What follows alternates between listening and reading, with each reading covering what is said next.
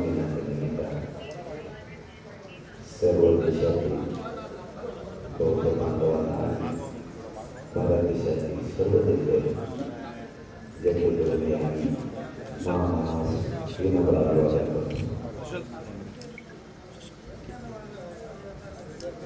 आज मराठा आणि ओबीसी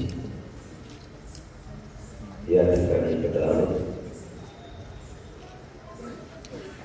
आज सगळ्या बाराबरोबरदार आणि ओबीसी बांधवांना पाठिंबा दिला त्याबद्दल राज्यातला मराठा समाज तुमचा काय बरोबर तुमचा बालावर बाराबरोबरदारांचा जो आरक्षणाचा प्रश्न आम्ही लहान मोठे भाऊ म्हणून नाही सगळे भाऊ तुमच्या पाठीशी उभे राहून तुमचा जो आरक्षणाचा हिस्सा आहे तो तुम्हाला मिळण्यासाठी आम्ही ताकदीने लढू। आणि माझा एक स्वभाव आहे मी लोक पैसे दिला तर मागत नाही वेळ लागतो चर्चा करणार काय बोलणार तुम्ही चला बाहेर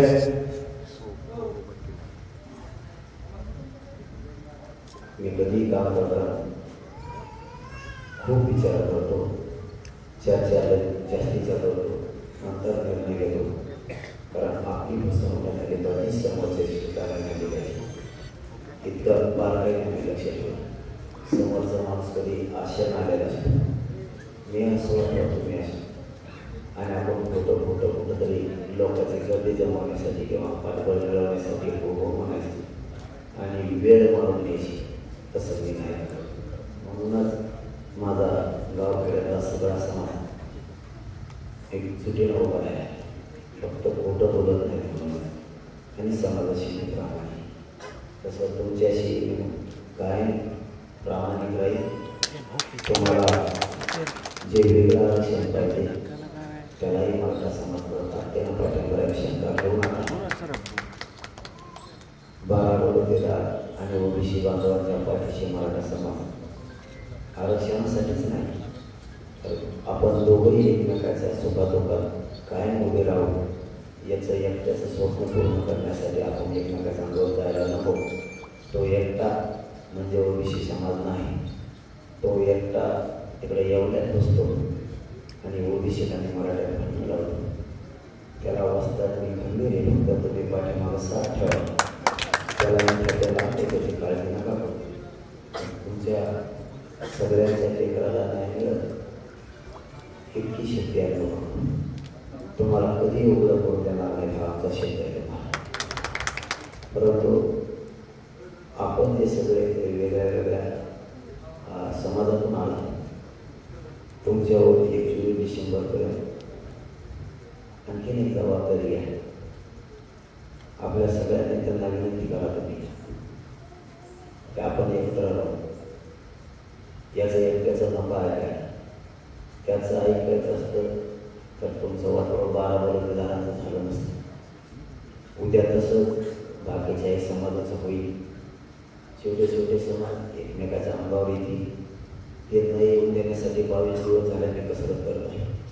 मराठा समाजाला शांत करण्याचं आव्हान गावोगावी जाऊन करते की हे वातावरण दूषित नाही होऊ द्यायचं आणि त्याच्या इच्छा वातावरण दूषित होणार पडळकर साहेबांपासून जानकर साहेबांपर्यंत जोडले साहेबांपासून शेंडगे साहेबांपर्यंत राम शिंदे साहेबांपासून तुमच्यामध्ये उत्तमराव जानकर साहेबांपासून जे सगळे त्या सगळ्यांना माझी आज पवित्र दिनी चांगल्या दिनी महामानवांच्या महाप्रमाणिकता आपल्याला जी शक्ती मिळते त्यांच्यापासून लढण्याची समानतेचा अधिकार त्यांनी आपल्याला दिला लढण्याचा शांततेचा हत्यार त्यांनी आपल्या हातात दिलेला आहे। या दिवशी त्या सगळ्या बांधवांना मी आता नाव घेतल्यानं विनंती करतो की तुमच्या आरक्षणाला आमच्या बोलण्याला लागत नाही तुम्ही त्याचं ऐकू मराठा समाजाच्या विरोधात आंदोलन करू नका कारण हे गावखेड्यावर तुमचं आणि आमचं खूप प्रेम त्यानं नाराजी पसरली आणि आपल्या दोघांना नाराजी करायला नको आणि ओबीसी बांधवात नाराजी व्हायला नको कारण कुठेही धक्का लागत नाही, त्याला त्याची सवय लागली, त्यामुळे तो धक्का या नावाखाली धक्का लागतो या नावाखाली आपल्या दोघात वाद लावण्याचा प्रयत्न करतो. ही माझी प्रामाणिक इच्छा आहे. मला जर वादच निर्माण करायचाच असता किंवा मी त्याच्या चालेवर जर चढलो असतो किंवा एक कमी वयाचा मुलगा आहे म्हणून हुरबुद्धीनं जर गेलो असतो तर फुलंब्री तालुक्यात बोर्ड जाळा गेला. त्या दिवशी 50,000-60,000 पोरं जमलेले. मी नुसतं थोडं काही काळ एवढं बोललं असतं तर तिथं काही पण झालं असतं. पण मी त्या PSIच्या विनंतीला म्हणते 1 मिनिटात सांगितलं OBC सुद्धा आपला लहान भाऊ सगळ्यांनी गेले जायचं. 60,000 पोरं 2 घंट्यात आपण आपल्या घरी गेले. म्हणजे मला त्याच्यासारखं वातावरण मिळालं नाही करायचं. मला शांततेत ठेवायचं. माझा समाज शांततेचा आव्हान स्वीकारतोय. मी समाजाच्या शब्दाच्या पुढे जात नाही. आरक्षण 2 दिवस एक मिळलं तरी चालतंय, पण मला माझ्या समाजाचा विश्वास नाही वाटत. आणि तुमच्या उदाहरणाप्रमाणे जरी एका टोपल्यात 2 जणी ठेवले, एका टोपल्यात 2 घोडे, 2 घोडे एका टोपल्यात जरी जणी खायला ठेवले तरी तुमचं म्हणणं आहे जे ताकदवर घोडे ते जास्त खातं आणि बिगर ताकदवर कमी खातं. आता ताकदवराला खायलाच काही न ठेवलं तर का खायचे? ताकदवर वाढून गेल्या माझ्यासारखं झालं. ताकदवराला खायला काय तर आणि 2 टोप्या ठेवतात पण कशाला? आता आम्हाला शिकायचं.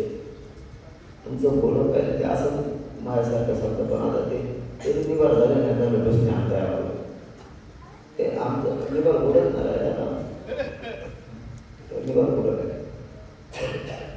सॉरी, आमची तुम्हाला विनंती, आपण यावर आज आपण पाठिंबा दिल्याबद्दल मी मनापासून तुम्ही माझा समाज सुधारवला. फक्त आरक्षण मात्र आम्ही OBC तो घेणार आणि सरसकट घेणार, याच्यापासून मात्र मी हटणार नाही. कारण समाधानाच्या शिवाय व्यक्तता नाही. पण तुम्हाला मात्र अंतरात ठेवणार नाही. तुमच्या आरक्षणासाठी ताकदीनं मराठ्यांना उद्यापासून सांगतो लढायला सुरुवात करा. बंजारा बांधवांचं एक शिष्टमंडळ माझ्याकडे पाठीमागं आलं होतं. त्यांनी सांगितलं आमची ही लढाई लढायची. आपण शब्द दिला पुढं होऊन लढत, तुम्ही आत्ता म्हणलं तरी लढत. आम्हाला पाठबळ द्यावा म्हणून नाही म्हणून बंजारा बांधवांचे आहे, आम्हाला पाठबळ मिळावं म्हणून आम्ही त्याला सपोर्ट नाही करतो. त्यात मी नाही म्हणत, एखादा राजकारणी बोलत असतो, मी नाही म्हणत. मला फक्त गावखेड्यात आम्ही मराठा सगळे राहतो. आपल्याला एखादा सोडून म्हणजे मुंबईत असताना आपलं सोडून नाही. म्हणून मी तर बांधवांना माझ्या प्रामाणिकपणाने सांगितलं आपण ताकद केलं. मी त्याचं राजकारण राहिलं गेलो नाही, मला करता येईल खेळायचं.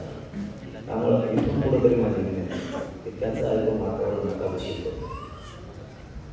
करू. आपले गोरगरिबांच्या याच्यात खूप हाल होते. गोरगरीब मराठ्यांच्या पोरावर केसेस होत्या, गोरगरीब OBC बांधवांच्या पोरावर केसेस होत्या. हे वरचं पोलीस वाढायचं ते साधं वकील सुद्धा लावत नाही. मी खरं सांगतो तुम्हाला, पटवून घ्यायचं तर घ्या, नका घेऊ. कोणी वकील लावून सुद्धा येत. त्यामुळं आपण सगळे गुन्हे झाले आहोत. आजच्या दिवशी किमान आपण तरी संकल्प करू. परंतु आमच्या हक्काचं आरक्षण आमच्या नोंदी सापडल्या, त्याचा अर्थ आम्ही OBCमध्ये आहोत. त्यामुळे तुम्ही आमच्यावर अन्याय करू नका हा संदेश तुम्ही सुद्धा 12 वडोदरांपासून OBC बांधवांपर्यंत सगळ्यांपर्यंत आजपासून पोहोचवला तर मीही शांततेचा आव्हान करतो. तुमच्याकडून आणखी बळ त्याला मिळेल आणि त्याच्या एकट्यासाठी आपण वागायचं. कारण त्याला एकट्यात घ्यायची सवय लागली. आज तर शिकत होता तुमचं बी खातो म्हणल्यावर तो म्हणतो की किती जणांचा खाल्ला असेल. OBCचा नेता म्हणतो स्वतःला आणि OBCच्या त्यासाठी असतो द्यायला तर बघत असत नाही मीडियाच्या माध्यमातून. हे झोपत नाही मी काय बोलत होतो, कारण हे सत्य आहे ना की जर छोट्या छोट्या जातींना आरक्षण मिळू द्या ना, भाऊ तुझ्यातच सत्य आहे.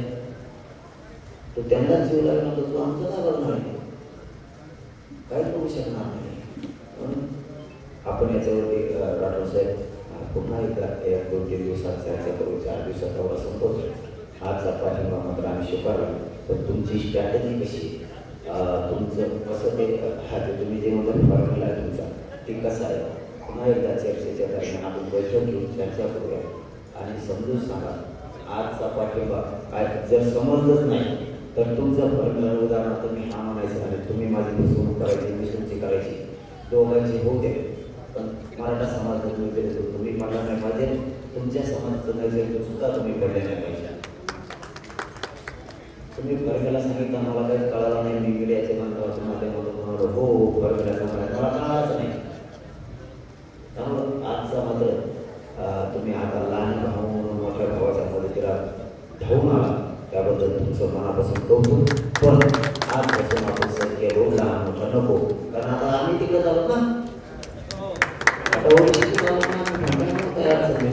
ओबीसी सरसकट मराठ्यांना आरक्षण मिळावं ही आमची मागणी आहे, तिच्यावर आम्ही ठाणे सरसकट आरक्षण घेणार. धन्यवाद.